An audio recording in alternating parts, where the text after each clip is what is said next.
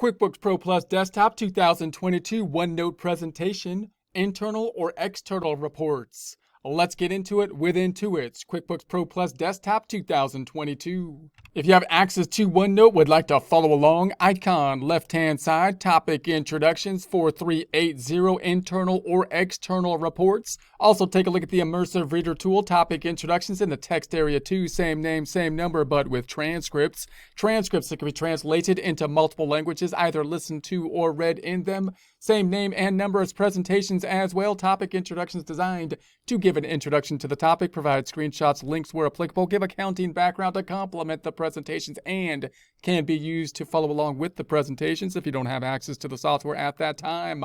Closing the icon on the left-hand side, we're looking at the internal or external reports. In other words, the reports that we looked at in this section are usually complementary reports to line items on the balance sheet and income statement, often reports that we're not going to be giving externally, oftentimes if we're working as a bookkeeper to give them to clients, but often used internally so that we can put together the financial statements. So if we were to save and memorize the reports, we might be using them and saving them for our customization for internal purposes, and we might then be putting them together in such a way to show possibly a supervisor or something like that. So the balance sheet here is the balance sheet that we are taking a look at, the profit and loss, the reports that we've looked at in these sections typically supporting some of these line items. If we go to the customs and receivables or customers and receivables, obviously all these reports basically are supporting, in essence, mainly at least, the line item on the balance sheet, including the accounts receivable aging and the accounts receivable detail.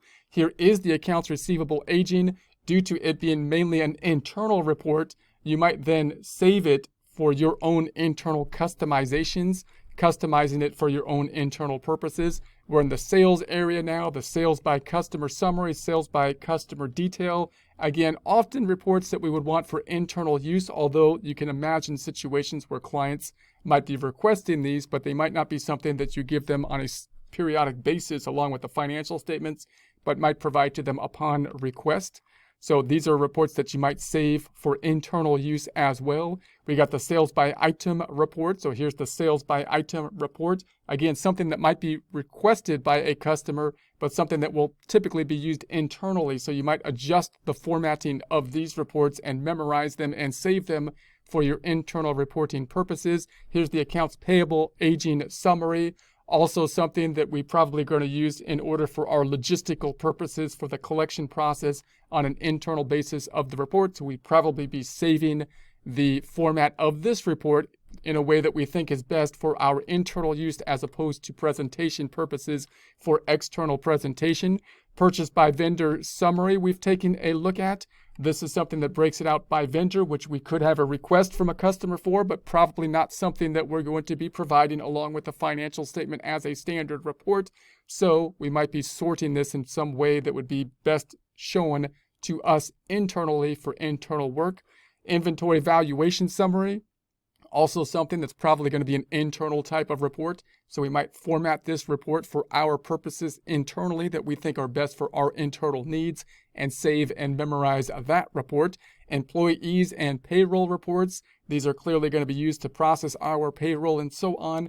Also typically internal reports. So we would want to be displaying these reports in such a way that will be most applicable and useful for us for internal decision-making processes. And then of course we have the trial balance. General ledger, the trial balance is usually an internal report, not something we're going to be presenting to the client. It's got debits and credits. They don't usually need debits and credits and so on. So we might format this report in such a way that it's how we like to see it for internal use. Memorize that report so that we can get into it and use it as easily as possible. Here we are in our memorized reports. So now this is one way you might think of how to sort these reports. One, have them set up for external presentation purposes, which would be more like the reports of the income statement, balance sheet, and so on. And then these internal reports, you might then put them in a separate category here and format them differently than you might format them for external use so that you can get into them more quickly and not have to adjust the formatting related to them. So here they are in the field, so you can now see them if I went up to the edit item up top. Now they're broken out in this format. You can see your internal reports. You might go in and try to number them as we did up top if you would like to see them in some particular order, putting your most used reports on top. Also note that some of the reports that you would want to memorize more likely would be dependent upon the type of work you do. If you're specialized in accounts receivable or accounts payable, for example, or if you're not and you're basically doing everything because you're the bookkeeper of the company, then which reports are most commonly used or most necessary for the type of industry that you are in.